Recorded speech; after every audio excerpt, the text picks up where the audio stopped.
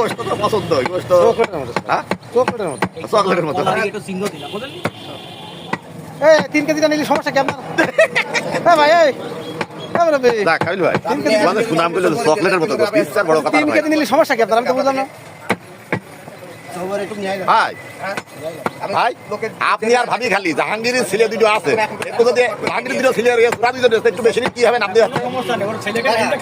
ও আচ্ছা ভাই ঠিক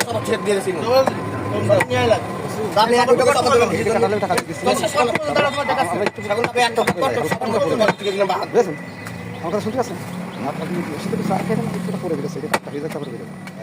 তাহলে টাকা দাও, টাকা দিয়ে চা খালি চার সাথে তাও খাই দিতে হবে, বালের ওই পাগল ঠাবালি হবে না।